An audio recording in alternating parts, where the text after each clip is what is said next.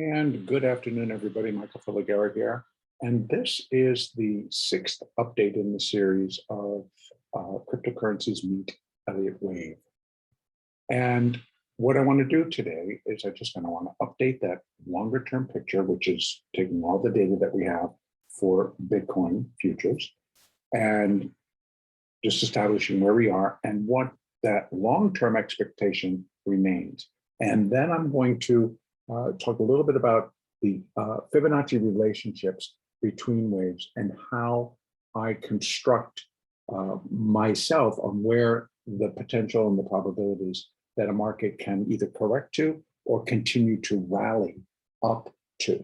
So starting with that larger picture, we are continuing to trace out an intermediate third wave like that. So there's intermediate one, intermediate two, and so we're in that intermediate third wave. And within that third wave are going to be 5 waves of minor degree. And here we have minor wave 1, minor wave 2, minor wave 3, minor wave 4. So we are now in that minor 5th wave advance, which ultimately will complete the intermediate third wave.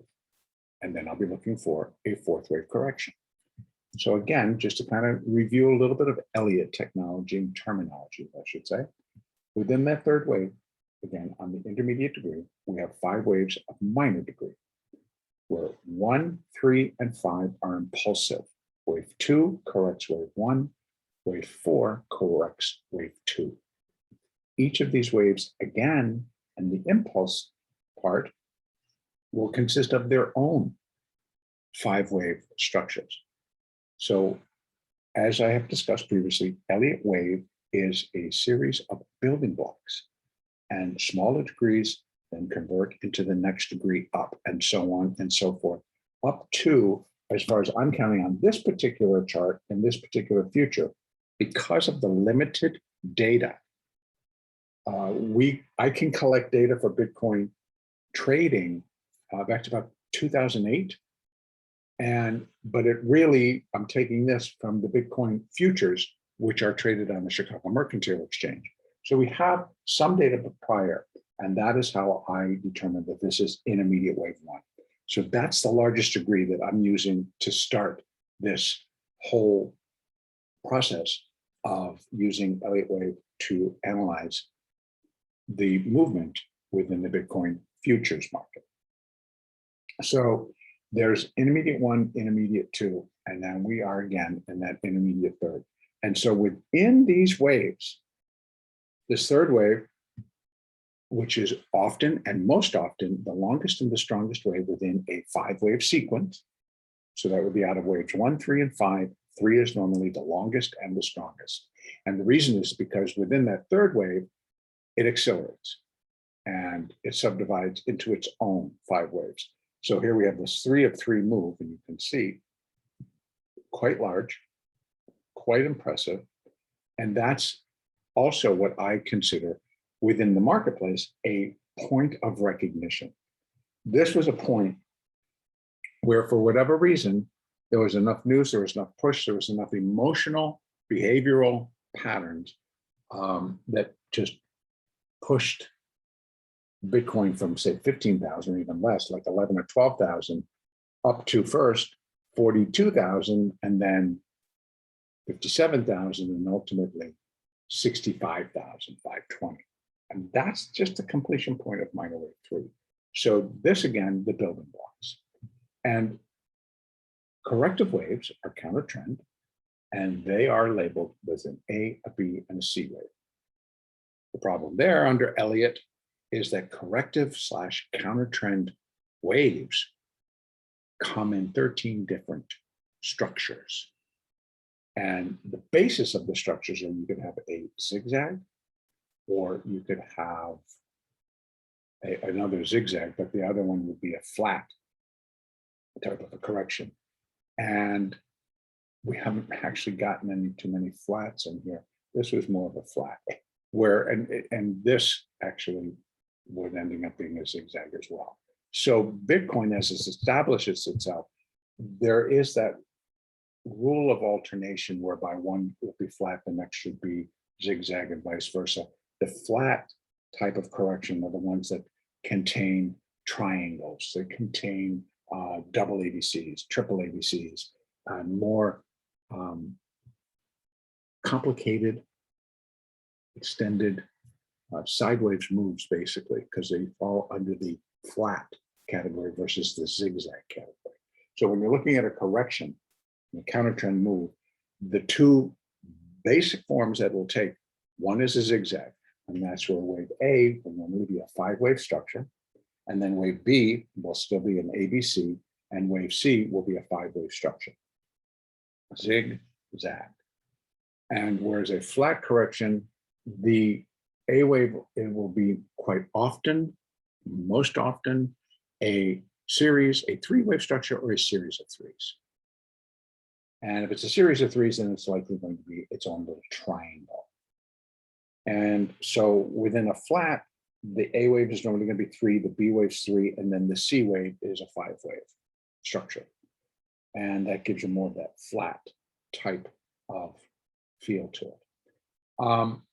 Going back to this particular chart, we then at the top of minor 3, I was tracking the development of a minor 4th wave correction. And that basically I called done at 28,800.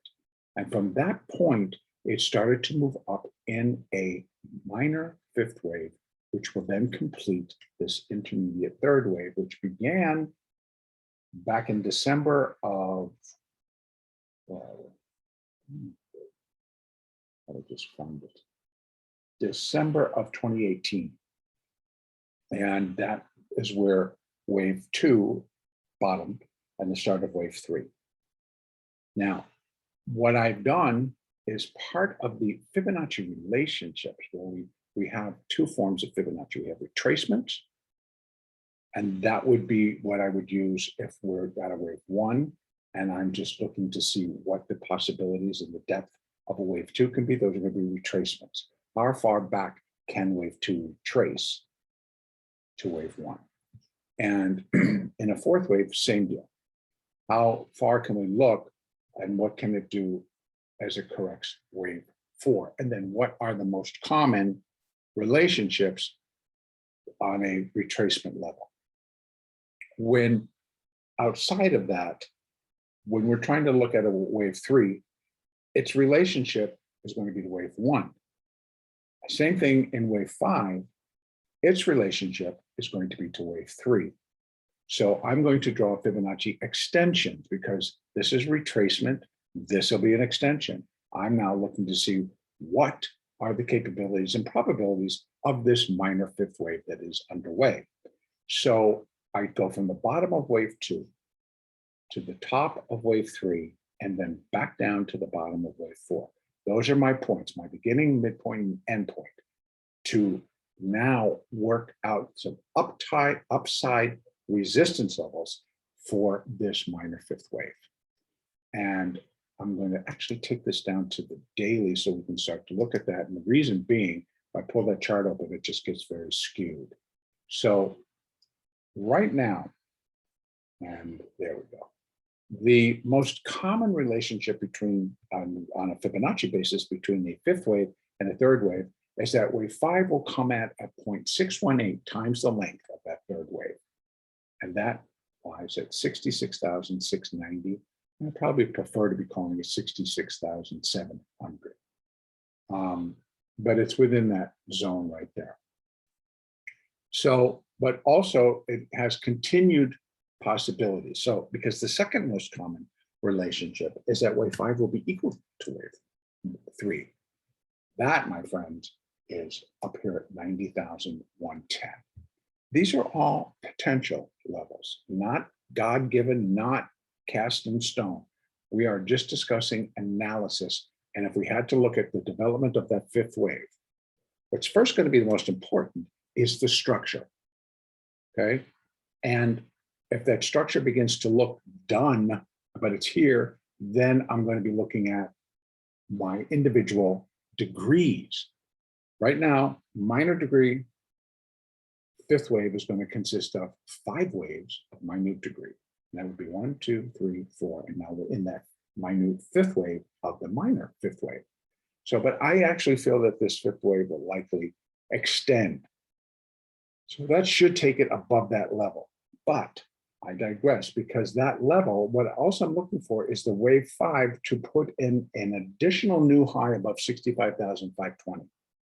That also is going to be basically a requirement that I'm now looking for to complete the intermediate third wave, which has been in force since December of 2018. Now, having said all that, this would be a top side, but these also come into play. 72,024, pretty big.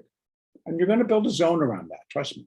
As this all plays out, these build zones, and I'm going to get to that right quick, right here. So I'm going to leave those in place. Now, minor 4. Now we're into that minor fifth wave, and we've gotten wave 1, wave 2, wave 3, and where I left it on our last update was that we were still in a wave 4 with the possibility that it could come down to 39,180. Okay, so now let me take this down to the 4-hour chart. So now we're going to look inside those moves. And I'm going to open this up so we can see. That's our 3. Here's our 4 as I've labeled it. But this was the move. So we came down and we tested and actually went to a new low and then bounced. That produced A, B. And because this actually did, of course, did not complete it, so we couldn't say A, B, C. I did at one point thought, okay, it could be. But then when it failed yet again, you have to go back and reassess what your counter is now. And also remember, I'm going to continue to state that when you're moving forward on a count that's in motion, it's fluid, and it has to remain fluid because ultimately it remains the market itself that's going to tell us what and where and how it intends to get from that point to that point. And then we're able to build probabilities around it by using Fibonacci and Elliott wave. So we can get an idea of what expectations we might have.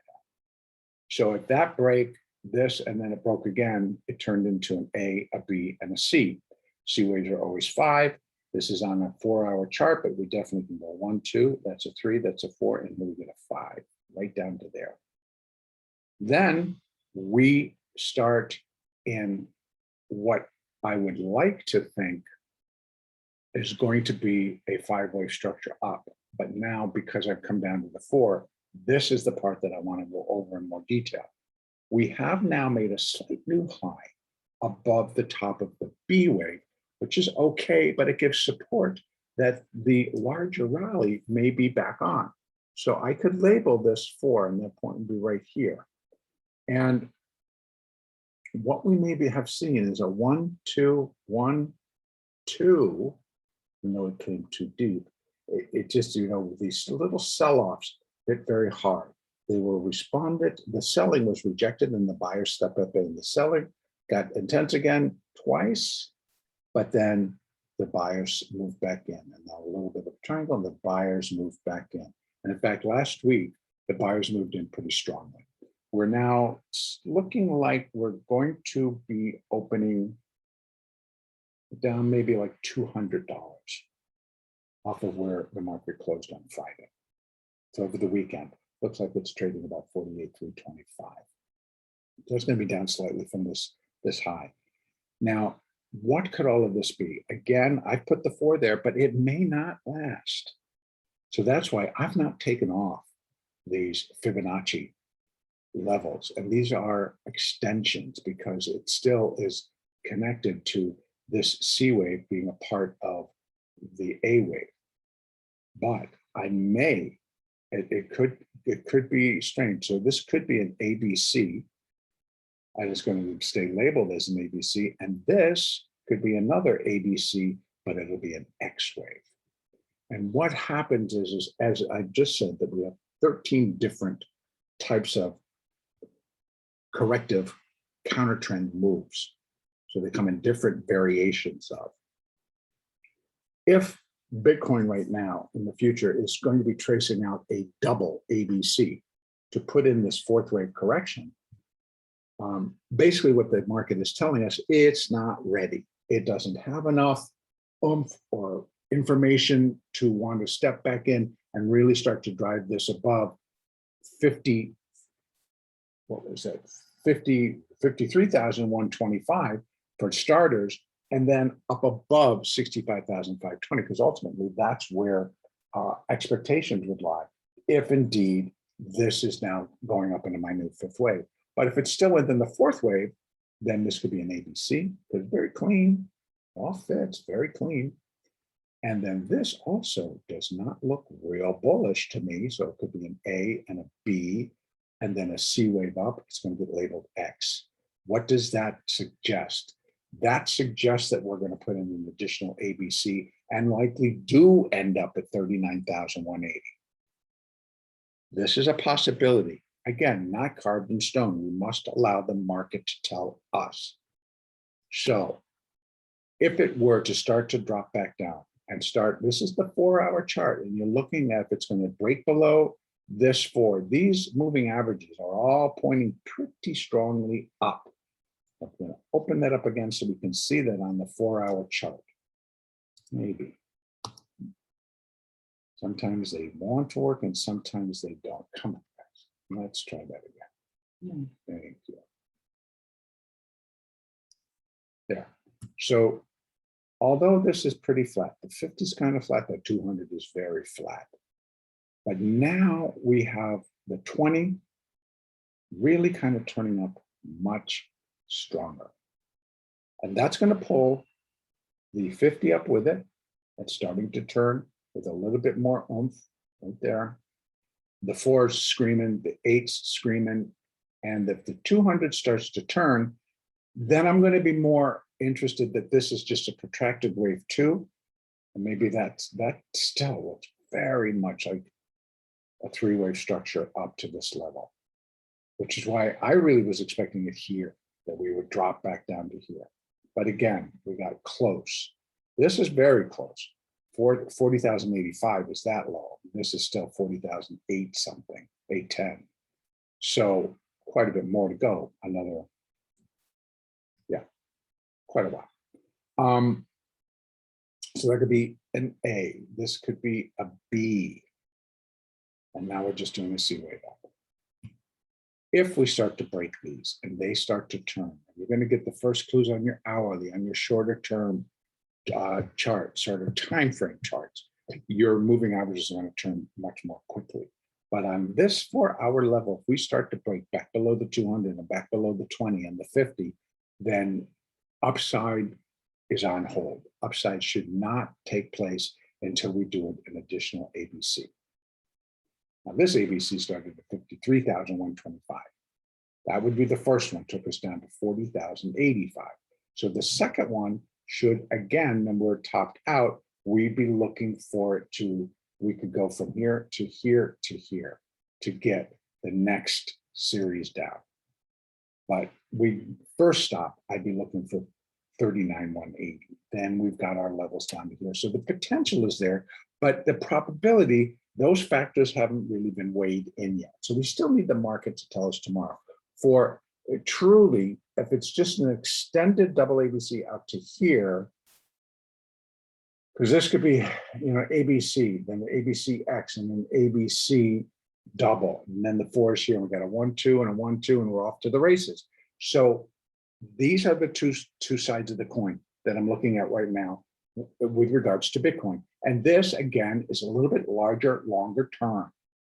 So 4-hour chart. So how many, we got, you know, 2 bars in a day, right?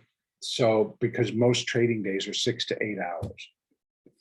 So, but we run it around the clock, at least when the US during Monday through Friday. So Globex will start again in about 20 minutes. In any case, if the market drops back down, holds really, and it'll be holding above 48,000 when it opens, and we'll see what happens. But it would just be a little another correction within an internal building wave higher. If indeed, then this is the start. This would be 1 of 5. Then we have another wave 2 correction. Then you get another boost like we just got here, but it'll be on a larger scale. And we'll be looking for a third wave. And that's when we will start looking for this market to get us back above that level. That would be just for starters. So you can see that the minor fifth wave should pick up some steam, and the minute fifth wave, which is the one that's hopefully in development here, this would be minute 4. So we'll move this to wherever that end is, and it could be here, right there. We will be looking for the market to give us confirmation to the side. That's where we stand. Longer term picture, again, that's just our 4-hour picture. I can take it down to the hourly. I can tell you on an hourly basis what are our possibilities, but it's going to look exactly the same. We have an A, B, and a C. Was that just the first? And then this is an ABC. Look at the depth of that. That's just too steep. So it leaves this as an ABC. Is that an X? This is an A, a B, and then we get another C wave. So it looks like 5 on the hourly. And that takes me down to here. That's the double. Does it have to make a new low? No. Then the buyers step back in. 1, 2, and then we kind of come up and do another 1, 2. Now we got a 3, 4. Where's this the 5? Just the 3, and then we're going to come down, and then we're going to shoot up again to complete the 5. And that's just wave 1. Very possible. So you see the building blocks that are in order. So you're going to get great moves like this, but nothing goes straight up. Eventually, you will have a pullback. It's just understanding how big should that pullback be? Where's the best opportunity if you're looking to add to position that you want to add? Or where are the break levels that if that means it's just going to go down further, and I don't want to hold on to a long position right here. So it's where many things can change. Now, we're looking for that confirmation from the market based on what has happened. Now, if that count is correct and then we can put a 4 there, then I'm just looking for more shallow corrections. But indeed, if this whole thing was an ABC and it's an X and I'm looking for much larger ABC, then I'm looking for breaks down below. So again, we have to allow the market to tell us, and what would that be? That's going to be if we start to break below these moving averages. And on the hourly chart, we'll be looking for a stronger 5 waves down. First of all, it's going to break the 4 and the 8. And when it breaks the 20, it should force some more negativity into the market. When it breaks the 50, same deal. And breaks the 200, same deal. Those would be acceleration points for sellers because it's continuing to break down. But those would be our signs. How long you want to hold those, all up to each individual as a trader, or how you want to trade it, again, is up to each individual. But that would be my short-term to mid-term to longer-term picture for right now, that I think that we still could possibly be in a corrective phase. And if that is not complete, and then we'd be looking for an additional sizable, but then it's not really going to be a 4th wave. So then it forces it to come back a little bit. If we can do an ABC and it comes just down to that 39,180, yeah, I could live with that. But if it starts to really break down, then we're something else, and it's going to leave a 3-wave pattern there. That's on that midterm picture. All things must be included. It would be very unfair to not include all the possibilities. And again, it's just a possibility. Always allow the market to tell you. You may not be the first in line to get out, the first in line to get back in, but you're not going to be led in prematurely or let out prematurely. So one hand washes the other in effect there. But that could be on the 4 hours. So we've got a lot to be looking for. But what on a 4-hour chart, we need to see stronger breaks to rearrange the count and to declare that none of this is done yet. So for right now, I'm continuing to hold on to minor wave 4 being complete here. We're within a minor 5th wave up, and that we likely may be completing a minute 4. leaving us with a minute fit. And one last thing I want to throw on there, so I've got to take these off so we don't get too crowded, is I want to put on the Fibonacci extensions that would correlate with a minute fifth wave. And let's just see where that comes. And then see the possibilities that maybe this is just a sub-minute level and it's just completing minute one, which will give such a gigantic boost to an upside count that I'm going to withhold going there. But let's just see if we can put this on. We'll take it up to that line. And again, not being 120.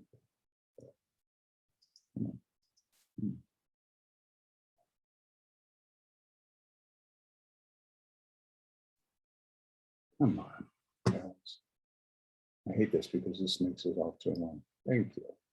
And I'm going to take it down to this point, actually, and I had actually marked it over here, didn't I?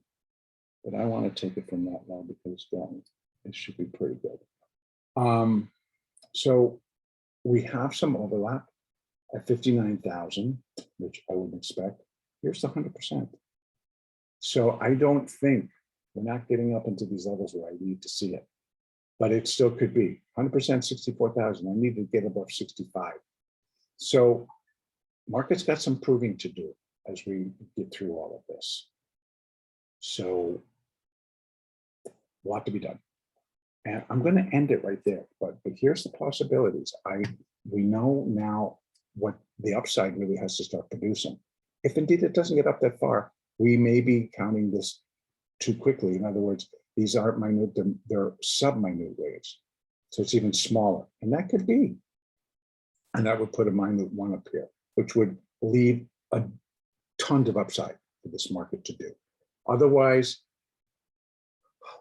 we could get up here and turn, or we may not. So we have all of our possibilities and we know what to look for as it's coming off. This is where I have to leave it. I don't want this to get too long, but this is how we utilize the Fibonacci extension, Fibonacci retracements, the Elliott wave count as we're a count that's fluid as it moves forward. We're laying out the possibilities for the next couple of weeks that could be going on. And now it's up to the market to let us know.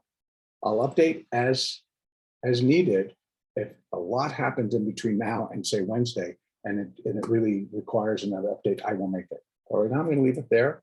Thank you very much for your attention, and onward and upward.